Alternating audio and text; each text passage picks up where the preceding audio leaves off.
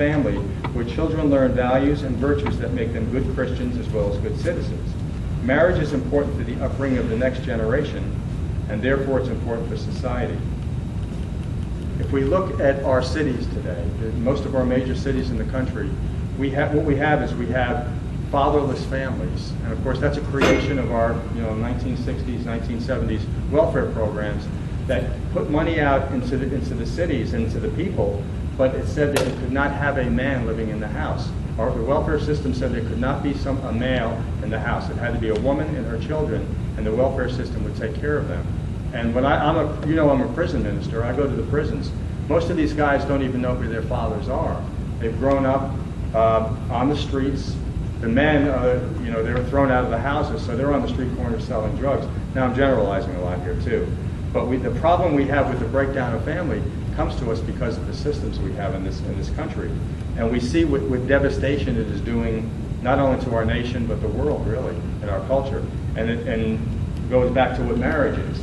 We have our culture redefining what marriage is. So all these things, all this sin that's in the world, which comes to us from our first parents who fell, is all affecting us, and it's affecting the church, and affects the sacrament of marriage. Next point. Men and women are equal as persons. As male and female, they are two different ways of being human. These differences relate them to each other in a total and complementary way. They make possible a unique communion of persons in which the spouses give themselves and receive each other in love. This communion of persons has the potential to bring forth human life and thus to produce family. No other relationship symbolizes the life and love as marriage does. Men and women are equal, but they're different. I have a thing here I found a few years ago in the Catholic Review. It was written by Father Joe Brigner, who's a retired Catholic priest, and he does it, I don't know if he still does it, but in the Catholic Review he had a weekly column, and he was talking about the differences between men and women. And if you go back to the 60s, the sexual revolution, and when feminism really got thrown into the culture, it was thought that men and women are totally equal, and there's no differences between them. And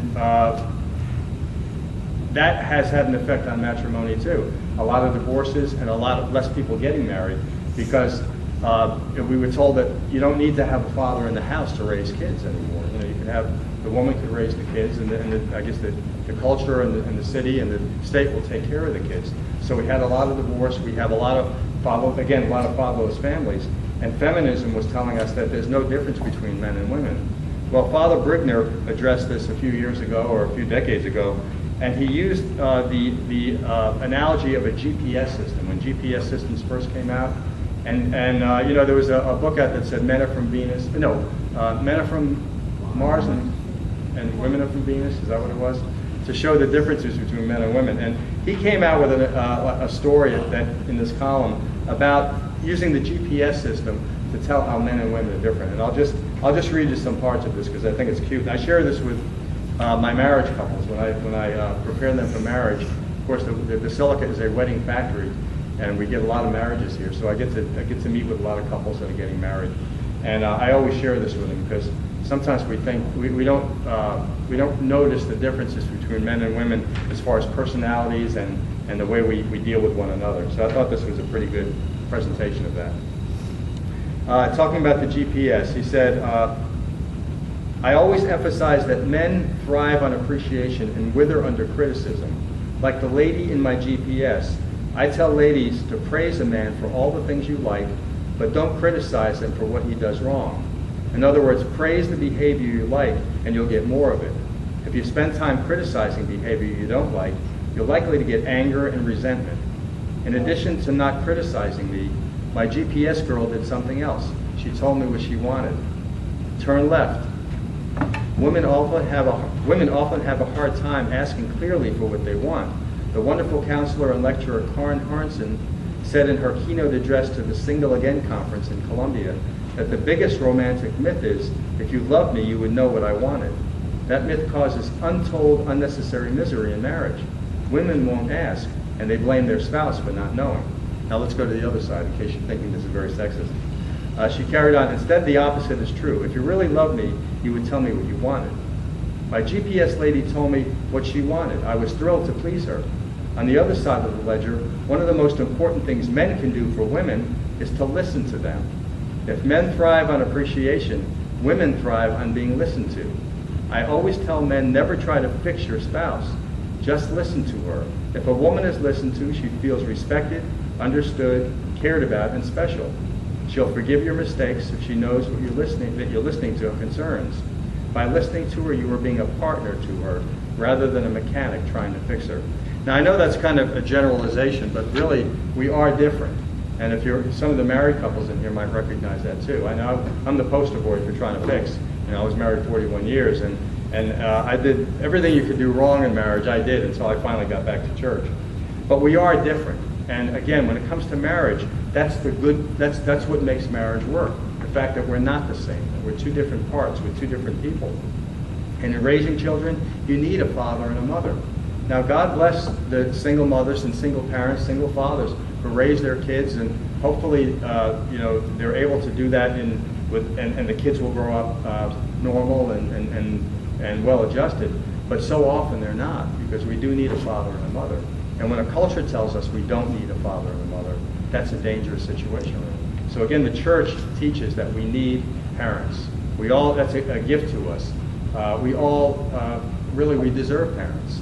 And so to say that matrimony is not between a man and a woman is really hurting the children, especially, but also is hurting our culture and our society too. We'll deal more with that as I go along. The next one is the two purposes of marriage are inseparable. There are two aspects of the same self-giving.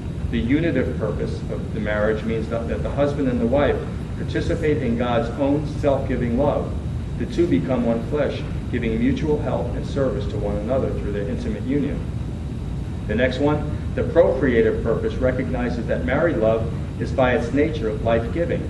The children who result from this union are the supreme gift of marriage. Some couples experience the tragedy of infertility and may be tempted to think that their union is not complete. However, it remains a distinct communion of persons. So the main purposes of marriage, the main aspects of marriage, is that it's a bonding of the husband and the wife. Something does happen on the wedding night. It's a sacramental marriage. You get married before God in the church. Something will happen on the marriage night, a unitive bonding, a bonding of the couple that is beyond imagining, actually. And then the other aspect of marriage is that it's for procreation. And marriage is a vocation. When we get married and we agree to have children, we agree to honor our spouse, we actually have a vocation. As a married deacon, my first vocation was my marriage. My second was my diaconate, but first was my marriage. And that's for anyone who gets married or anyone who's single, that happens to be your vocation. And if you're doing it chastely and in faith, that's a vocation. You're honoring God by that. I'm going to read you from the marriage ceremony. I'm going to read you the nuptial blessing because it talks about this. It talks about the dignity of the couple, and it also gives a little history of marriage. And it's very beautiful. And Jen, who just got married, in fact, this is the nuptial blessing that we used for your wedding. So it really is a beautiful thing. And as all the Catholic rites are, when you listen to the prayers like at baptism, at funerals, at marriages, the prayers have a self-explanatory part to them that talks about what exactly is happening. But they're also very beautiful. And before I was ordained, when I was in formation, they insisted we follow the rite. We don't make up our own nuptial blessings. We don't make up our own prayers in these sacramental services. We use what's been given to us down through the ages because they are beautiful and they're, like I said, they're very self-explanatory. And the nuptial blessing is one of the particular ones that is quite beautiful. If I can open this up here. What happens is the bride and groom are now married. They've said their vows. They've exchanged their rings. They've exchanged their vows. And now a prayer is said. Friends, let's turn now to the Lord and pray that he will bless with his grace Jennifer, now married in Christ to Fredis, and that he will unite and love the couple he has joined in this holy bond. And then the couple is invited up to the altar, and they kneel down, and then the minister prays over them. And this is the nuptial blessing. Father, by your power you have made everything out of nothing. In the beginning you created the universe and made mankind in your own likeness.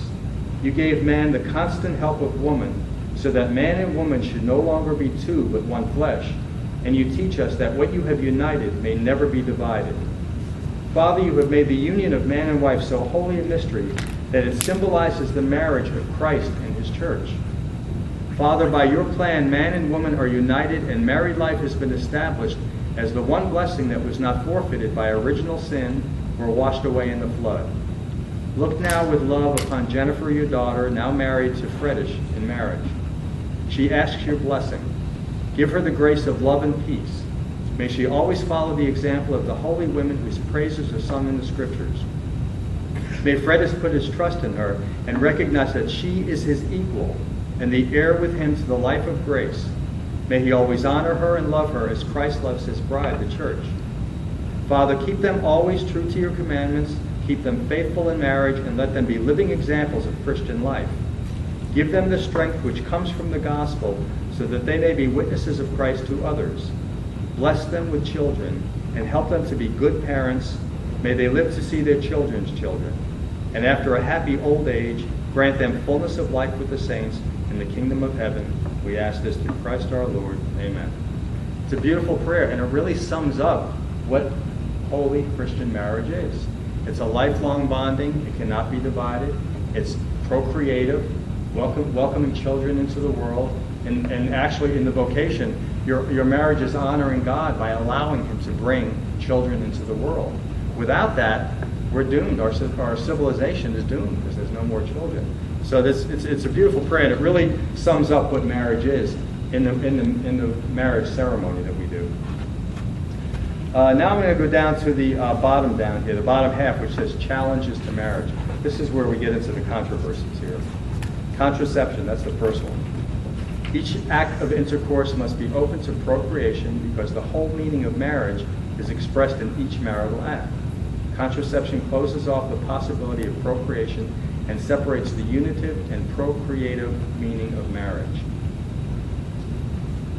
Back, Pope Paul VI, this was back in, I believe it was the 60s, when, well, let me go back a little further than that, to early 20th century.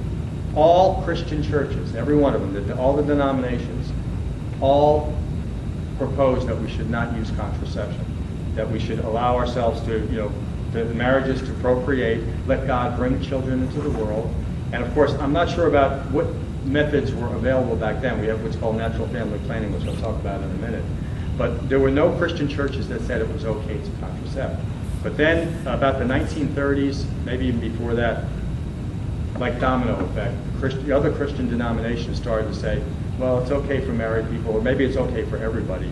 And that was beginning, I believe it began at the Lambda Conference with the Episcopalian and the Anglican Church. And we know they're having lots of trouble now themselves. But one by one, the Christian churches started to allow contraception. 1960s, it came to the Catholic Church. And Pope Paul VI got together a group of people with bishops, priests, lay people, people from other faiths, married couples, to give him advice on what the church should do in respect to contraception. Contraception had become widely available, the pill had become widely available, and most other people were already doing it, and many Catholics were already doing it. So Pope Paul VI got this group together to advise him on this. They got together, I don't know how many months they talked about this and debated this, but ultimately they came back to him and they proposed to him that the Catholic Church should allow contraception for married couples. Not for everybody, but for married couples. He thanked them for their service. He took that under advisement, he prayed about it, and he came back shortly later and said, we can't do that. Because what we're doing is we're telling God that the half of marriage, which is the procreative part of marriage, the two become one flesh. They give each other to one another completely, including their sexuality, is now being controlled by the human being, saying, not now, God, we're not going to have a child now. We'll decide when we will allow you to bring a child into the world in our marriage. And he said no. He said we couldn't do it. And thank God he did that. But we see that the effect of the sexual revolution, with all that we have going on now, with a divorce rate that skyrocketed after that to over 50%, whereas before that it's much smaller. People weren't getting divorced before that. The same-sex marriage thing we have going on, which even Pope Paul VI, who was a prophet, couldn't even see that coming. And the dysfunction in the family, the fatherless families that we have throughout our nation, fatherless families. Our prisons are full of kids who did not grow up with fathers. All of this he predicted. He was a prophet. He predicted that would happen if we allowed contraception in the church. And thankfully they didn't, but unfortunately there wasn't much catechesis on that. So even today, probably more than half Catholics contracept. I have something I want to read you from, this is by Cardinal Burke, who was written in 2010, and it was really about the culture of death, because another effect of the contraceptive mentality is the culture of death that we have in this country. St. John Paul II talked about this all the time, about that we're living in a culture of death where we now decide if somebody gets pregnant and they don't want to be pregnant, they abort babies. And we have Planned Parenthood, notoriously the biggest abortion provider in the country, being supported by our tax dollars to abort babies. And we know right now, in fact this week there's going to be a March for Life in Washington, which has been going on for decades now, since Roe versus Wade. And you'll have hundreds of thousands of young people mainly marching down the streets of Washington, D.C. to stand up for life. And unfortunately, my generation has been a very pro-choice generation. It's funny how when we talk, we use these words and these acronyms. If it's an uncomfortable situation, we don't want to use the word that it really is. We don't say we're pro-abortion. We say we're pro-choice, because it sounds much better. But it really is deceptive, and it really is evil and diabolical. What we're doing, what we've done to the tune of about 60 million now, I understand, is we've aborted 60 million babies since Roe versus Wade. Now, if you think about that in vast numbers, that has actually affected our culture. We've had cultural shifts in this. We have a lot less children to pay for we baby boomers who are all going on retirement now, because we've actually decided to use abortion as a contraceptive. And this battle is going on now. We have a fortnight for freedom at the Basilica every summer, standing up for religious freedom, because the government is going after people like Little Sisters of the Poor and pointing the finger at the Catholic Church, but not allowing the church to pay for contraceptive, sterilization, and abortifacients that many of the health plans offer.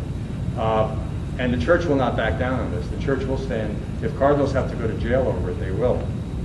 But I want to read you this because it's really brilliant, written by Cardinal Burke in 2010, about relating to the culture of death, but then coming into marriage and sexuality. This says it very well. And this is part of a longer talk, so it says the second fundamental presupposition of my presentation is the essential relationship of the respect for human life and the respect for the integrity of marriage and family.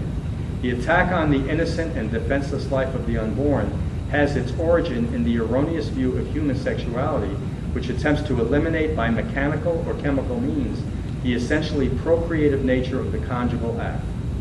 The error maintains that the artificially altered conjugal act retains its integrity.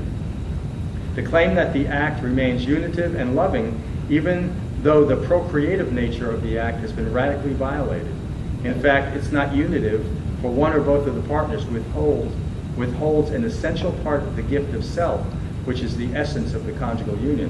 One part of marriage is that the couples give themselves to each other. Marriage is not, when you get married, you're not getting married to make you the happiest person in the world. You're getting married to make your spouse the happiest person in the world, because you're giving everything to that spouse, everything you have, including your sexuality. And so many people misunderstand that. Unfortunately, when I got married, which was in the 1970s, my marriage prep lasted 7 minutes with a fast-talking priest. I did not have a clue. When I got into marriage, I had no clue what I was getting into. I was getting into it for myself, really. And of course, I wasn't a practicing Catholic or practicing Christian, so I was living pretty much for myself. And many years, my wife is truly a saint to put up with me for all the years that she had to put up with me when I didn't understand what marriage was. Finally, when we came back to the church, I finally understood what marriage was. That I'm living for this woman. She's not living, and she's living for me. She did live for me, but I was supposed to be living for her too. Because marriage is not about what we receive. It's one of those sacraments. When I talked about sacraments I guess it was a few months ago now, there's some sacraments that are not for us. Baptism is something that happens to us. It's for us. Confirmation comes to us. It's for us. Anointing of the sick. But there's two sacraments that are not for us. One of them is what Kyle is preparing for, which is holy orders, in which I was ordained, holy orders. We're not ordained for ourselves. We're ordained for other people, for the church, for the people of the church.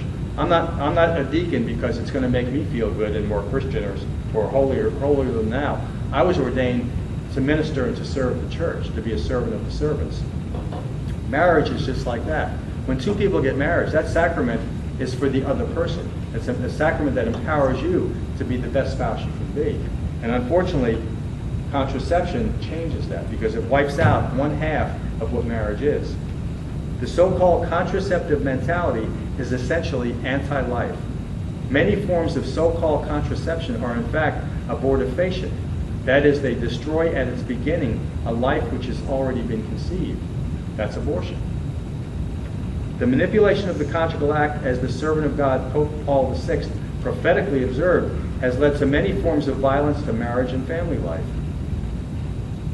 Though the spread of the contraceptive mentality, especially among the young, through this spread of it, human sexuality is no longer seen as the gift of God, which draws a man and a woman together in a bond of lifelong and faithful love, crowned by the gift of new human life, but rather as a tool for personal gratification.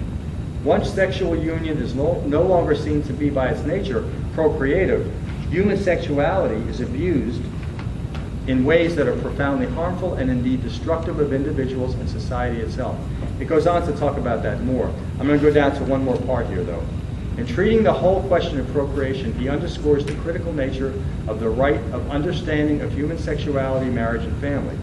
The Church, in her concern for man's authentic development, urges him to have full respect for human values in the exercise of his sexuality. It cannot be reduced merely to pleasure or entertainment, nor can sex education be reduced to technical instruction aimed solely at protecting the interested parties from possible disease or from the risk of procreation. The gift of a child, which throughout the eons, when you read the Bible, you see what a gift it was to have children. The people who had more children were more gifted. You have some special women who were barren at some point. They were looked down on by society and persecuted by society until God came and rescued them and gave them children, like Abraham and his wife and others. Now, quite often, the child, the child that is formed in the womb of a woman is seen as a health problem. And so we want to get rid of that. That's what the morning after pill does too. Let me see where I am here. This would be to impoverish or disregard the deeper meaning of sexuality, a meaning which needs to be acknowledged and responsibly appropriated, not only by individuals but also by the community. The respect for the integrity of the conjugal act is essential to the advancement of the culture of life. In the words of Pope Benedict, it's necessary once more to hold up to future generations the beauty of marriage and family and the fact that these institutions correspond to the deepest needs and dignity of the person. And again, we have the March of Life taking place on Friday, where all these hundreds of thousands of kids are going to be marching in Washington to stand up for life. Now, if you watch the news, if you watch NBC or CNN, you're going to see little clips of this thing where you'll have a group of people protesting, maybe 20 protesters against it, saying, you know, keep abortion. And then you'll see groups of people like little old nuns praying together, or you'll see little clips of people, but you will not see the vast hundreds of thousands of people marching down the streets, because that's against what our culture says. Our culture hates that. And of course, the media is driven by our culture. So they try to downplay it each year. And it really is, it's quite laughable when they do that, because we know there's hundreds of thousands of people marching in Washington for this specific thing. And our younger generation is very pro-life. And hopefully that will really change our culture into a pro-life culture. But as we have it right now, the Little Sisters of the Poor, because they won't pay for some of these things in their insurance companies, are being sued by the federal government. And it's going up to the Supreme Court because the government won't back down. They're going after the Little Sisters. And if you saw the President's State of the Union speech, there were some nuns there, I understand. I didn't watch the speech, but there was also some of the Little Sisters of the Poor were invited to be there. I don't know who invited them, but they were actually there to hear the speech. But again, these people are trying to battle against the church. And back to the Fortnight for Freedom we have every year at the Basilica here. This is where Archbishop Lori, who is the ad hoc leader of the church, I don't know, I forget what the title is called, but he's one of in the forefront of the church saying to the government, we are not going to compromise this. you can tell us we have to do this, our insurance companies have to pay for these things, and we have to give into that, but we're not going to do it, because this is a religious freedom thing that's going on now. And of course, there's been, throughout the eons and the ages, the church has been persecuted before. And like I said, cardinals wear red because some of them may have to go to jail over this, but the church will never back down on this. And you guys are signing up for this, you're on this journey toward the church. But I find it quite invigorating that we're in an institution, a 2,000-year-old institution, that will not back down to the culture. And we can't. We see other churches that are doing that. We see other churches that are actually blessing so-called same-sex marriages. We have other Christian churches that have no problem with abortion and contraception anymore. And we see what happens with those denominations. They're suffering. They're losing people in droves because God is not supporting that. God, the church, this is the church that Jesus Christ formed 2,000 years ago, and we have to stay close to the doctrines of Jesus Christ. Again, this is all scriptural too. We have scriptural basis for this. That's contraception. Now, there is an alternative to contraception. In the Catholic Church, there's several alternatives, but the main one that our marriage couples get when they go through marriage preparation is called NFP. It's natural family planning. And all that is where the couple learns about the woman's cycle. She doesn't have to artificially take a pill that will change her cycles and will affect her hormonal balance, and which has got to be harmful to her health. And NFP is where you time your conjugal acts during the monthly cycles, and there's usually about a week where you cannot have the conjugal act. There's your suffering and your sacrifice for the other. And if you want to space out your pregnancies, there's very reliable ways to do that. But you don't have to take chemical contraceptives. You don't have to use abortifacients. The IUD, for instance, that was very popular. I don't know if it's as popular now as it was before. That was actually abortifacient. The sperm and the egg would be united.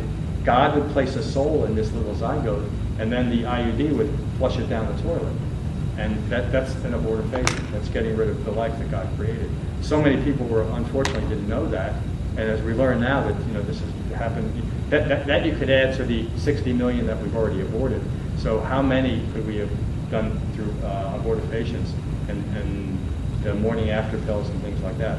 This is really a horror that has happened in our culture, and so many people have been deceived by this. The same thing with the same-sex marriage. I want to say one thing about that. When the culture and the courts tell you that that's a legitimate thing, people are affected by that. They believe that, and they think that that's a good thing. And of course, the church does not hate people who are divorced, does not hate people who are gay, does not people who are outside of the fringes. In fact, Pope Francis said the church is he said it's a hospital. What did he say? A hospital, a military hospital, a field hospital for those who are lost and wounded by the society. And it is. We welcome everybody. But for us to say it's okay for people to abort babies, that would be insane. For us to take two people of the same sex and say, we're going to bless this marriage, which cannot be procreative, which cannot have any unitive bonding, but we're going to bless you anyway, would be foolish. We'd be blessing two people into a life of mortal sin, and then maybe leading them to hell. So the church will never do that. But do we diss people for that, and do we dislike people? No, of course not. Everybody is welcome. Everybody should come, and then they can be taught. But unfortunately, catechesis has not been the best thing that's been done in the church. That's why I love the fact that we do marriage prep now with couples that are getting married. We drag them through marriage prep. But it's really a good thing because you learn about why the church teaches these things. Not just that the church is all about no, no, no, but why does the church teach that? And why do we get these teachings from Jesus Christ? Because the truth will set us free. And this is a very difficult subject for many people. But what I found, and I've told you guys this before, when my wife and I came back to the church 16 years ago, she said to me, we no longer had to be on the fence about the moral issues, because now we finally have a firm foundation. And yes, we may disagree, yes, we may question, but guess what? We find out why does the church teach this. And when you find that out, you realize that the truth will set us free. Because we're sacrificing ourselves, we're loving other people for the good of God. We're reflecting the light of Jesus Christ. And in marriage, that's most important. Let's go down to the next one. I've talked about this, but number 2, same-sex unions. Male-female complementarity is essential to marriage. It makes possible authentic union and generation of new life. Attempts to make same-sex unions the equivalent of marriage disregards the nature of marriage.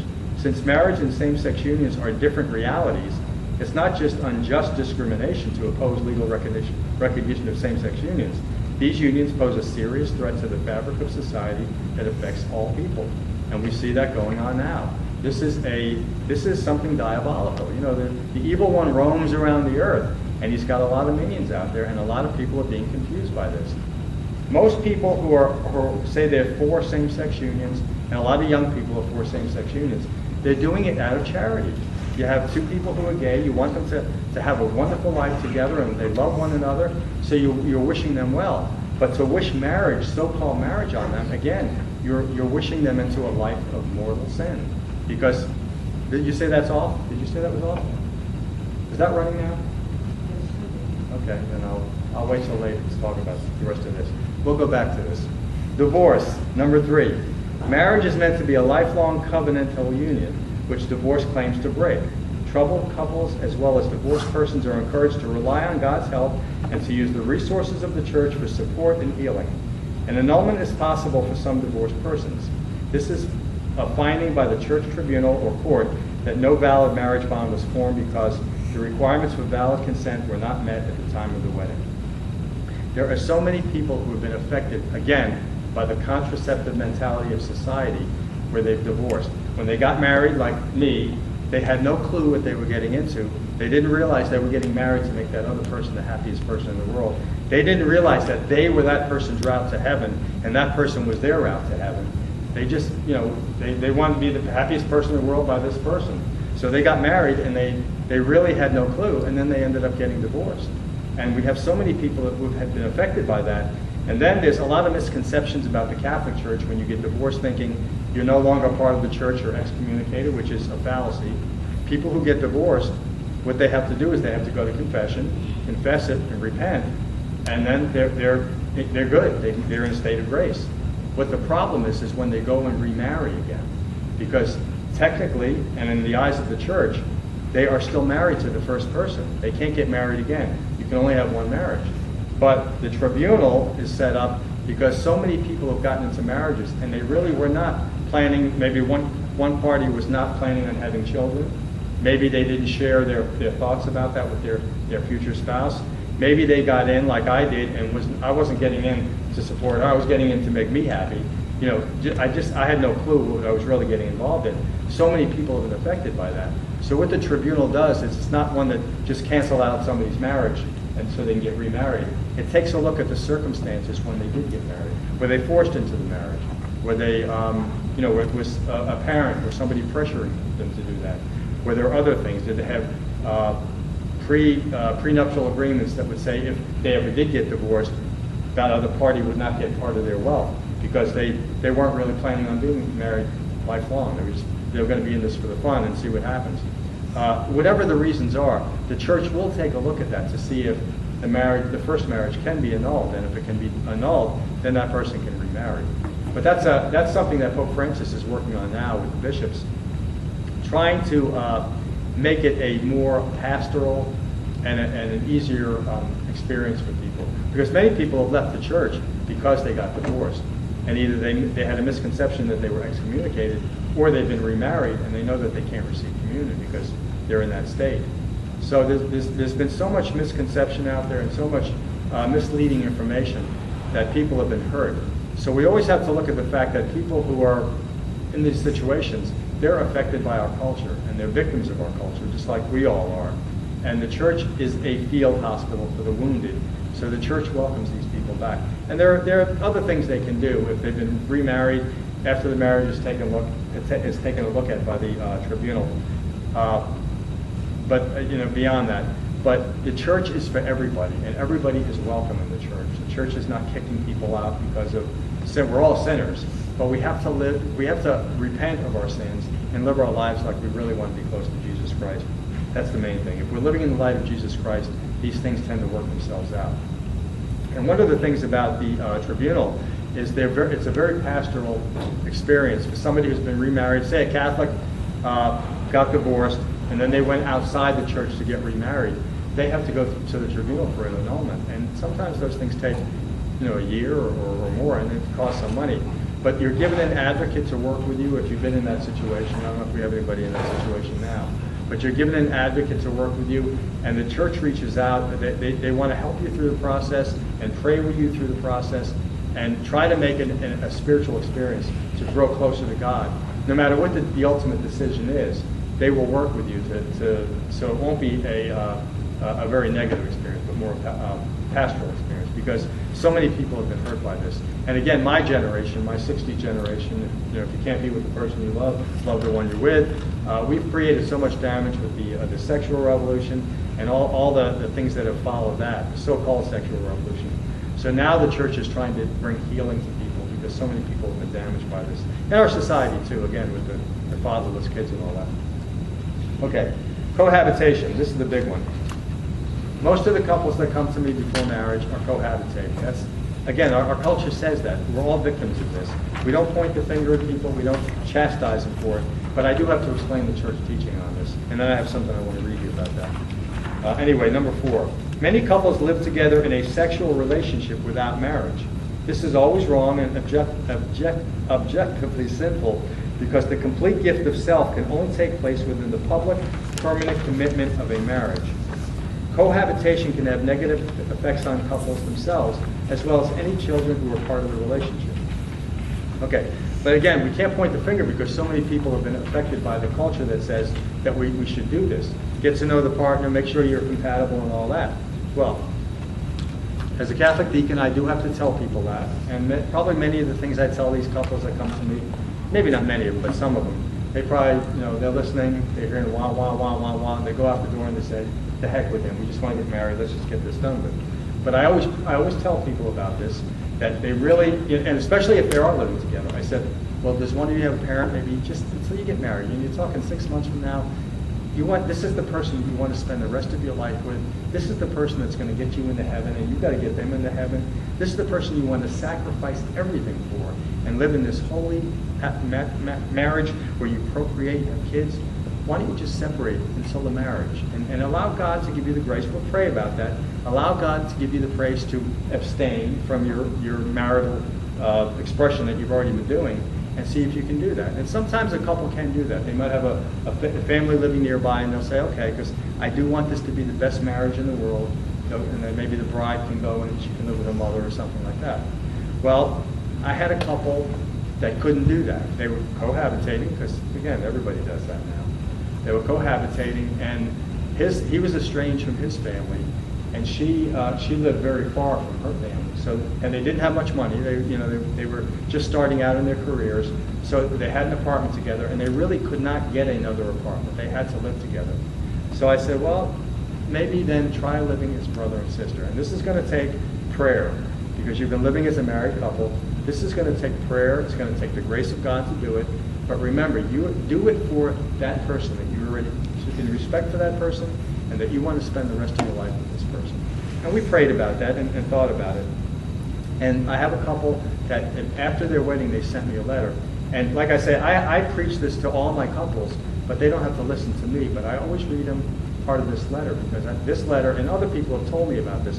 This is the only one I have in writing, where they experienced something on their marriage night that they were not expecting. Because not only is marriage for procreation, but marriage is also for the unitive bonding of the couple. I talked about that a few minutes ago.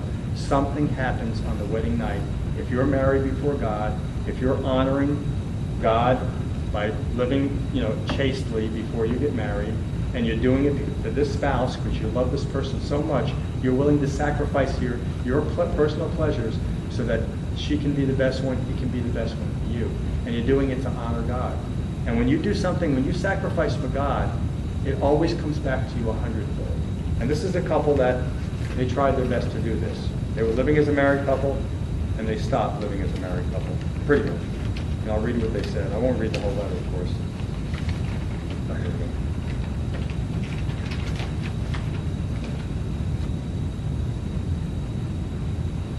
During the ceremony, it was so comforting to hold his hand and say our vows, and it was so comforting to look into his eyes and see how much he loved me. Those moments and the time that we sat across from you, That's about me. Anyway, final note regards the consummation of our marriage. It was good that we waited and tried to keep celibate prior to our ceremony, although we had a few slip-ups. I'm not going to condemn them for that. But they did try. They sacrificed, and they did as best they could to live as brother and sister rather than husband and wife. Nothing compared to our first time together as husband and wife. You didn't know this was going to be R-rated, did you? Nothing compared to our first time together as husband and wife. No other intimate relation we had prior came close to the immense intensity, the bond we sealed. It felt so much more different, so powerful, and so spiritual. I know something happened when we got married that day, because he and I felt something powerful our first time as a married couple. We were both shocked and realized why you should wait until marriage. Now we're looking forward to what's to come in our future. Spiritually, we feel connected and we feel bonded and safe with one another. I guess you can say it does feel different. It feels good, but it's on a spiritual level now that we recognize because we tried to keep God first. So they don't have to listen to me. You don't have to listen to me preaching about this. This is testimony from a couple that did it.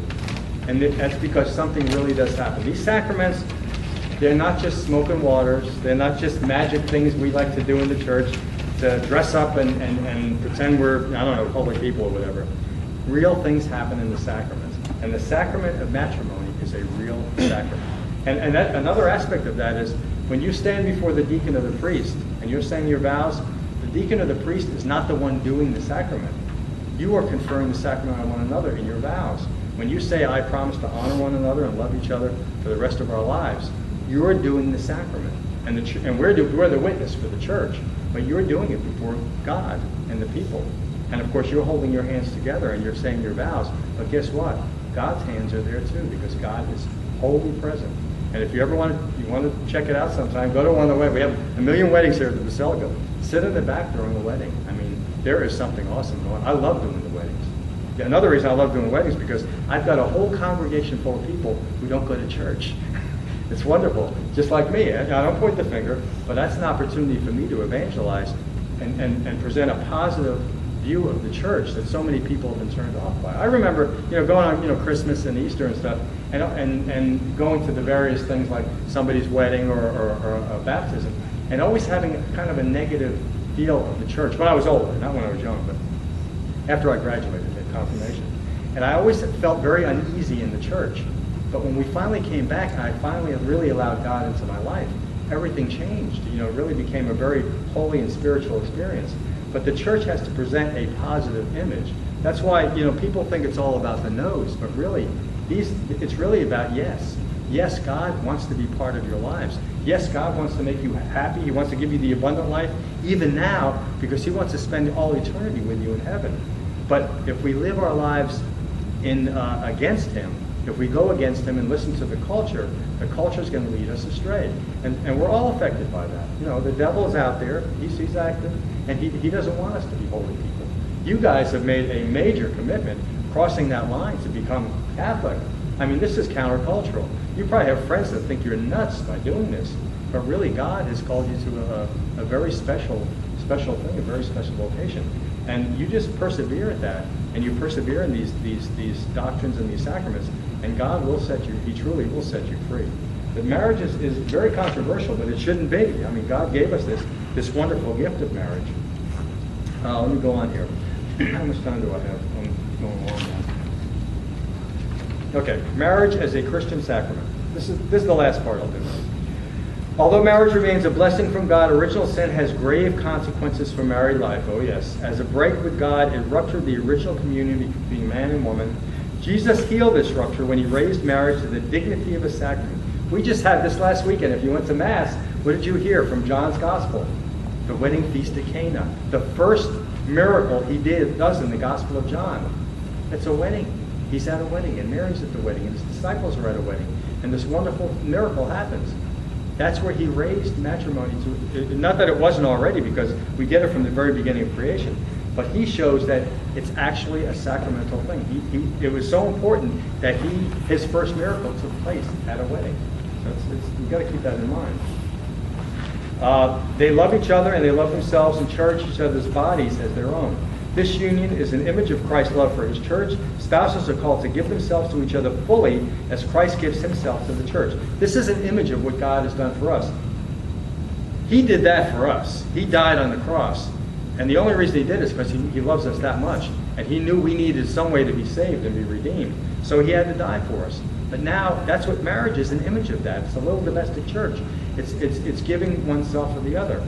Marriage is about sacrifice.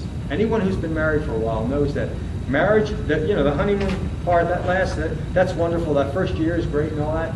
But ultimately, it's about sacrifice. There's a wonderful movie out. It's called Fireproof. I don't know if any of you have seen it.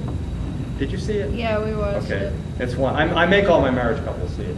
I lend them the DVDs, and quite often I don't get them back. So I end up going to Office Depot and buying another one. I've had about 7 copies of this movie. I did get my last one back.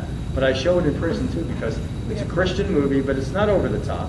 It's very watchable. It's about a fire chief and his wife who are getting ready to have a divorce. And what's the star's name in that? He was in Family Time, some TV show years ago. Kirk. I'm not. Kirk Cameron is the main star. Now he's a nut. He doesn't. Wasn't it Kirk Cameron? The Left.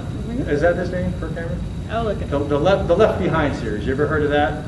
I don't recommend it. It's very bad theology, but it's fantasy. But he did this movie, and they got a bunch of volunteers in this little town in the Midwest to do this movie, and it's about a fire chief and his wife who are getting a divorce, and it touches on all these issues that affect marriages. Like, he was living for himself, saving all this money for a boat he wanted. He wouldn't give her any of that money. He paid his part, she paid her part, and they were both really struggling. But it's a wonderful movie for people getting married because it goes through all the issues you might deal with, the money and all that kind of stuff. And ultimately, it leads them to the cross. He has a conversion experience and decides he's going to sacrifice himself for this woman. And he goes through some changes, let me tell you, because she's ready to get divorced. Her friends are telling her she needs to get divorced. And it's a wonderful movie, and I really recommend it for everybody, anybody considering marriage, for sure. And if you have a couple in your life that you know is having trouble, sit them down in your living room and watch this movie with them, because it really is awesome and very watchable. But I love it, and I show it to my inmates in prison because they all have issues with women and marriage. And I show it to them because it really does get to the nitty-gritty of all the things that affect marriages. Again, the money, living for themselves, not living for that other spouse, not sacrificing for one another, pornography, all the things that pull marriages apart. It talks about those things. And it's a wonderful movie for our time. And it's not over-the-top Christianity. It's very watchable. It's got great action scenes in it. And guys can watch it. It's not a chick flick or anything. Forgive me for saying that. But it's really a good movie. So if you think about it, and you see it at Office Depot or something, $9, pick it up and watch it. Really, you'll watch it again. And it's got great music in it, Christian music. And it's really awesome songs in it. Anyway, where's here? When baptized spouses exchange their promises of love and permanent fidelity before the church, their marriage covenant becomes a participation in the unbreakable covenant between Christ and his church. It is a covenant relationship. It's not just a contract, which the world thinks it's a contract. That's why, again, we have same-sex marriage. 2 people sign on the line, and you're married, right? No, you're not. A covenant means the spouses give themselves to one another. Just like Christ gives himself to us, we give ourselves to God. So that's a covenant relationship, and it cannot be broken. God's covenants cannot be broken. The marriage covenant cannot be broken. Unfortunately, people don't realize that. Let me see if there's anything else I want to share with you here. Marriage is a vocation, a divine calling, as necessary and valuable to the church and as other vocations. Without marriage, our society, our culture, our life is doomed because there will be no more children. Well, there'll be children out of wedlock, I guess. But the culture as a whole is doomed. And that's the direction our culture is going in. But thank God we have the foundation of the church that says, no, we're not giving into that. And we have holy people like you and so many others, countless people, who are living the sacramental life in marriage. And yes, it's tough. There's ups and downs. There's times when one person might lose their job. There's one person might be holier than the other. One person might be more spendthrift than the other. No 2 people are the same. I read you that thing about men from Mars and women from Venus. But marriage is for life. And many saints have been made saints because they put up with a very difficult spouse, a very troubled relationship, but they persevered at the feet of Jesus Christ. And if you're married before the church in this covenant of matrimony, this sacrament, God will give you the grace to endure. And every marriage has its troubles. You know, everybody has fights. Everybody, you know, is going to have disagreements. Again, one person's going to be better than the other. But that doesn't change, because when you get married, it's for life, and you're getting married not for you, but for that other person you love so much. You say, I'm giving everything I have to you. I'm giving my life to you. And on that note, I have one more thing to read you. And I did read this at your wedding. It's the Tertullian, if I can find it. Let me find it here. In the 3rd century, a Christian author and theologian wrote this inspiring thing about marriage, and it was called To His Wife. And at most of my marriages in my homily, I include this because this sums up what a holy, happy, sacramental marriage is. And this is written 1,800 years ago by some dude named Tertullian. Very famous thing, actually. Oh, the happiness of that marriage which the church arranges. The sacrifice strengthens, upon which the blessing sets a seal, at which angels are present, and to which God the Father gives his consent. How beautiful the marriage of two Christians, two who are one in hope, one in desire, one in the way of life they follow. They pray together, worship together, instructing one another, encouraging one another, strengthening one another. Side by side they visit God's church. Side by side they partake in his banquet. Side by side they face difficulties and share their consolations. They have no secrets from one another. They never bring sorrow to each other's hearts. They need not be furtive about making the sign of the cross, nor timorous in greeting the brethren, nor silent in asking a blessing from God. Hearing and seeing this, Christ rejoices. To such as these, he gives his peace. That's what holy, happy marriage is. Giving yourself to that other person and living your life together, being blessed by children.